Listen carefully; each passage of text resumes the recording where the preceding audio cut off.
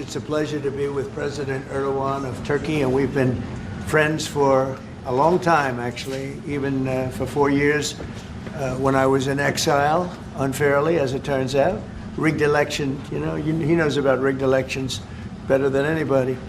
But when I was in exile, we were still friends. That's always a good way to find out, test a friendship. But he's a highly respected man.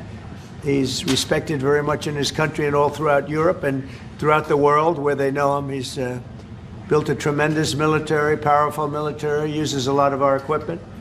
And it's an honor to have him at the White House. We're going to have a lunch together. We're going to have a discussion, big discussion.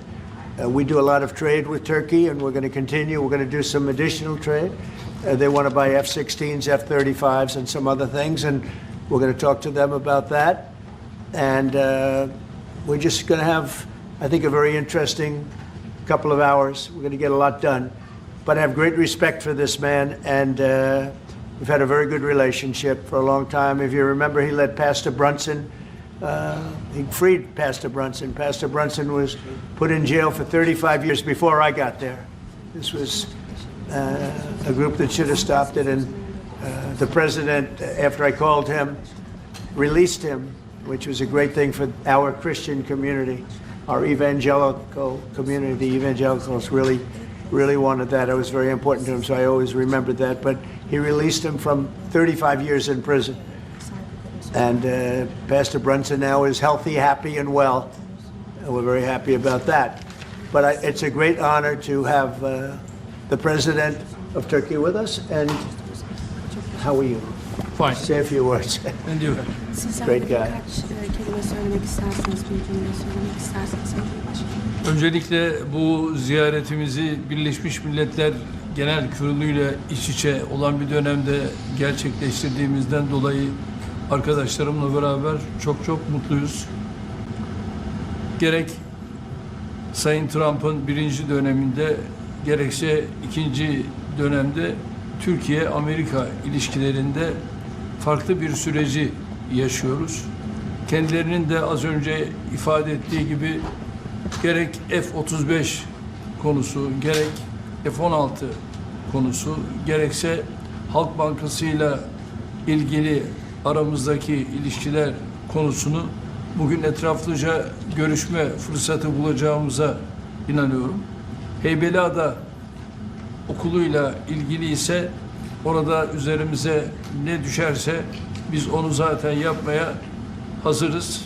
Dönünce de Sayın Bartolomeo'yla bu konuyu görüşme fırsatı bulacağım. First, Mr. President, I am very pleased that this visit actually coincides with the 80th UNGA.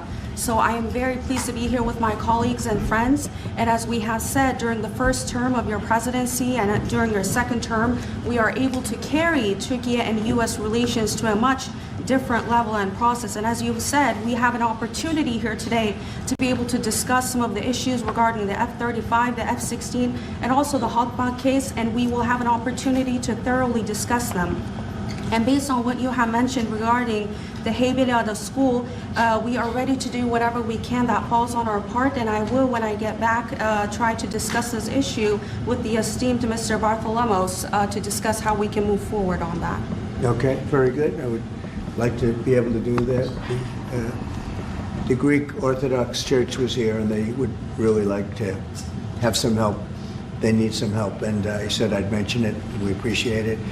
So this is a tough man. This is a guy who's highly opinionated. Usually I don't like opinionated people, but I always like this one. But he's a tough one, and he does an amazing job in his country. And we've had tremendous relationships, both having to do with war and having to do with trade. And I guess today we're talking about both. I'd like to have him stop buying any oil from Russia while Russia continues this rampage against Ukraine. And they've been fighting. They've lost millions of lives already. And for what? For what? It's disgraceful. And I said yesterday, let it keep going because their economy is absolutely terrible right now. And I think it's a shame that they're doing that, killing a lot of people unnecessarily. 7,818 people were killed last week, mostly military people, their people, and Ukrainians. More Russians, actually, than Ukraine, a little bit more. But it's such a waste of human life, and so he ought to stop. Putin ought to stop. And with that, we'll get to a little bit of a discussion. We're going to make some great trade deals for both countries. We do a lot of business with Turkey. They build great products. They build beautiful, great products, really fantastic manufacturers. And we buy a lot from them, and they buy a lot from us. Would you have any questions, please? Thank you very much. You repeatedly called out Obama and Biden administrations for their stupid decisions. One example you gave was the refusal to sell the Patriot missile defense systems to Turkey, which resulted in the expulsion of the country from the F-35 program. Now, you are known to be a great deal maker in Turkey.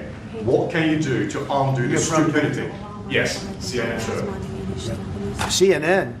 Well, because you sounded like a nice guy, but CNN is fake news. I mean, but you sound like the real deal to me, so I'll answer the question. We're going to be discussing the Patriot system, which is the best system.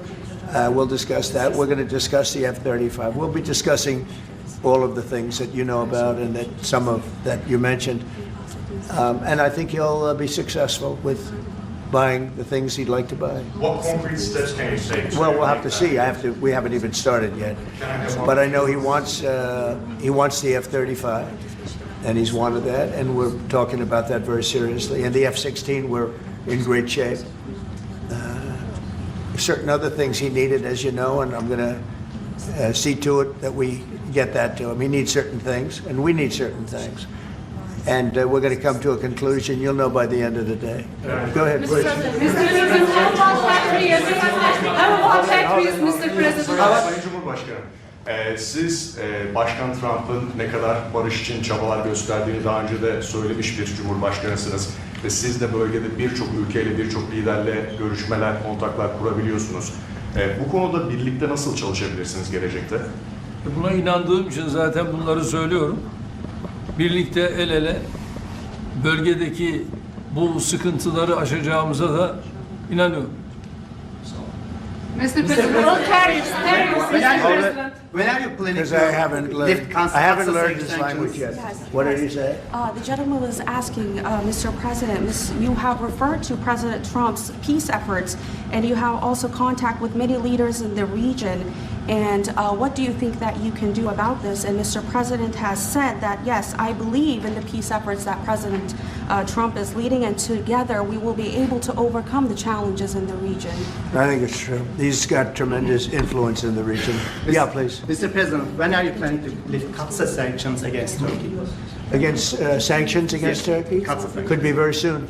If we have a good meeting, almost immediately. President Erdoğan is removing tariffs on U.S. goods, and what impact it would be in U.S. production? Where are you from? Turkey. I see. We have a lot of people from Turkey here. That's good. Because I like the questions very much, actually. They're very nice questions. We'll see about tariffs. We're going to be talking about tariffs. We already removed them. Well, we're going to be talking about that. Sanctions on Russia, even if not all NATO countries stop purchasing Russian oil? We're going to be seeing about that. The NATO countries were disappointing in that regard, but they've been very amazing in other ways. They did, as you know, they went from 2% to 5% GDP, and that's a big step, and it's paid. I mean, they have the money there, and we're selling a tremendous amount of military equipment to NATO. We're selling. We're not giving like Biden did.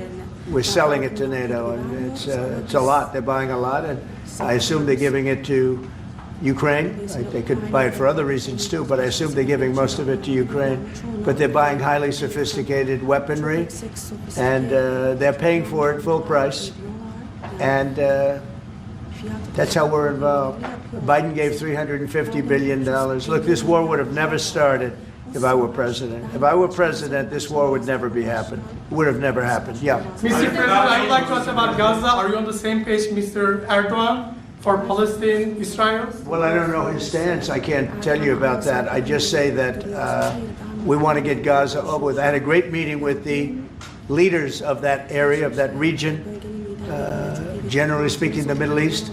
We had a great meeting the other day at UNGA, as you know, and I think we're close to getting some kind of a deal done. Yeah, we want to get the hostages back. I have to get the hostages back.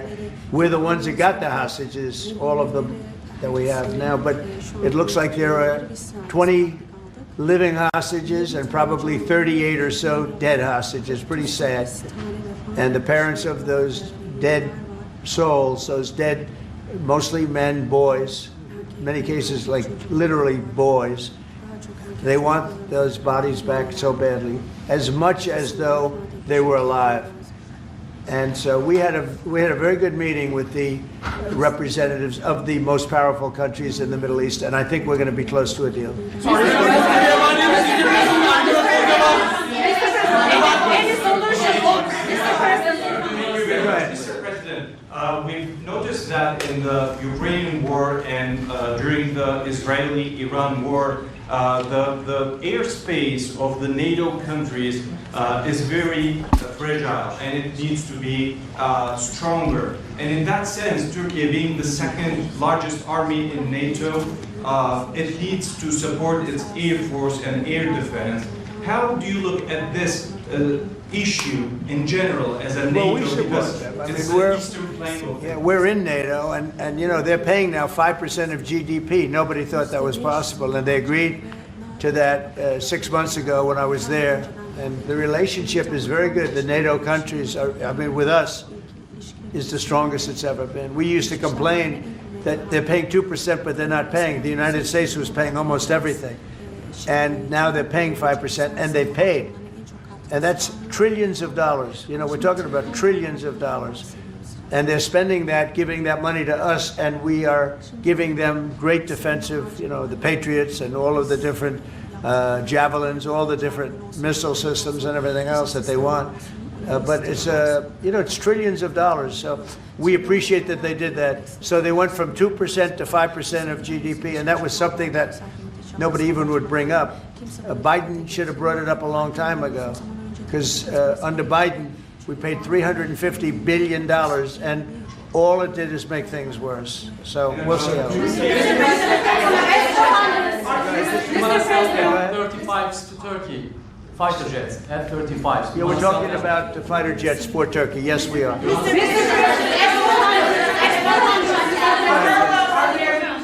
we going to see any steps going to be taken today about the issue, about the things that are going on in the Gaza, Palestine? Are we going to? It could be today. Yeah, it could be today. We have a very strong dialogue going on with Saudi Arabia. With, I would say, you have 4 or 5 real leaders that are being good. As you know, I met with Qatar, Saudi Arabia, UAE. We met with Jordan. The King of Jordan was there. We had a really great meeting. I think a lot was determined at that meeting. And I have to meet with Israel, and I have to do that also. They know what I want, and I think we can get that one done. I hope we can get it done. A lot of people are dying. But we want the hostages back. We don't want them back, 1 this week, 1 in 2 months from now, 3 later, and you know, like the way it's been going. We got them all back. We got a lot of them back. We got the American Alexander. We got the American hostages back. But we have now 20 plus 38 bodies, dead bodies, and we want them all back. And we want them back at one time.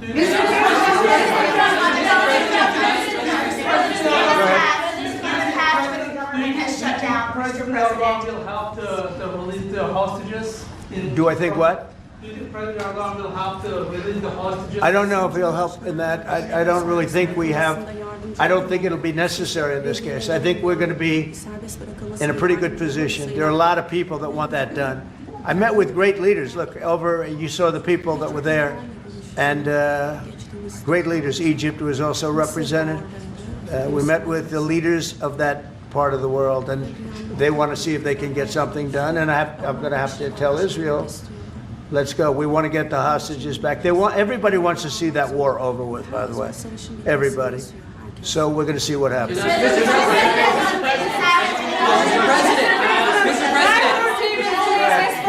Mr. President. How do you see a joint initiative with President Erdoğan to bring the President of Russia, Putin, and President Zelensky to the negotiating table? Well, I can tell you that President Erdoğan is very respected by both of them. Everybody respects Erdoğan. They really respect Erdoğan. I do. And I think he could have a big influence if he wants to. Right now, he's very neutral. He likes being neutral. So do I like being neutral.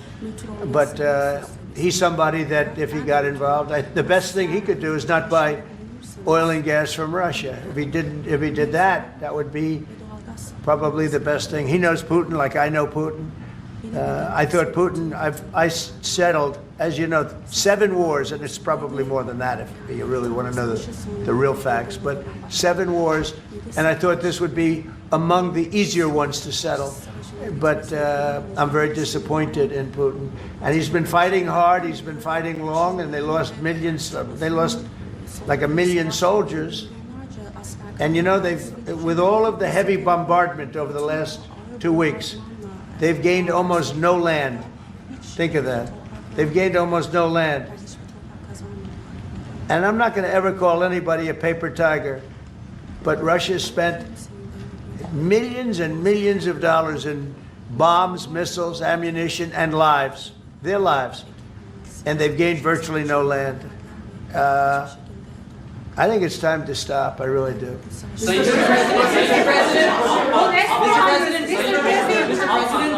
few months ago, you met with Aliyev and Pashinyan. Can you follow up? So where? You met with Aliyev and Pashinyan, Azerbaijan President Aliyev and Pashinyan. Can you follow up on what you want to say about current process? No, I can't. I can't. I like this guy. I like him. He's from CNN. Fake news, the worst fake news, but I like him. So it's CNN Turkey. I'll get Brian. Go. Syria has been a major issue between the two countries for the past decade. And you said the future of Syria is in Erdogan's hands back in, I think, December and January. And the countries are in the process of integrating little fractures into the main government. When do you want to see that happen? Well, I think President Erdogan is the one responsible for Syria, for the successful fight in ridding Syria of its past leader. And I think this man is responsible. He doesn't take the responsibility, but it's actually a great achievement. They've been trying to do it for 2,000 years. I said, he does it, he did it. I mean, they're your surrogates. I think you should take the credit for it. I told him, take the credit. For 2,000 years, you've been trying to take over Syria. He took over Syria, and he doesn't want to take the credit. You know, all of those people are his surrogates. But the leader of Syria, the new leader, as you know, I took sanctions off in order to let them breathe, because the sanctions were very strong. But I think we should have a major announcement today. He was responsible for that victory. It was a victory for Turkey, because they've been fighting, as you know, for like 1,000 years. And it never went, you know, it was back and forth, but he's responsible for that. So he would have a lot to say with respect to Syria. But at his request, I took, and the request also of the King of Saudi Arabia, it's very interesting, and Qatar. They said if you could take the sanctions. We had very strong sanctions. They couldn't have lived with those sanctions, and I took them off to give them a chance to breathe. But the president was one of the people that was responsible for that. He asked me to do it, and I did it. Mr. President, furloughs are very typical when the government shuts down. Why is the administration directing federal layoffs of federal workers this time around? Well, this is all caused by the Democrats. They asked us to do something that's totally unreasonable. They never change. They want to give money away to illegally, people that entered our country illegally. They want to give them massive federal money. And we don't want to do that because it means everyone's going to just keep pouring back. Right now we have absolutely perfect borders like you haven't seen in many years. Even better than I had great borders during my 4 years, but these borders are stone cold closed. You can only come into our country legally now. But the Democrats want to give it all away. They want to open up the borders Take a look at that. Big thing. They want to open borders again. After what we're going through now, getting rid of prisoners, getting rid of all of these people dropped out from mental institutions, drug dealers, drug addicts, everything. They're putting everybody into our country. It's all ended now. But this is what Schumer wants. This is what the Democrats want. They want to have, and they want to take our money.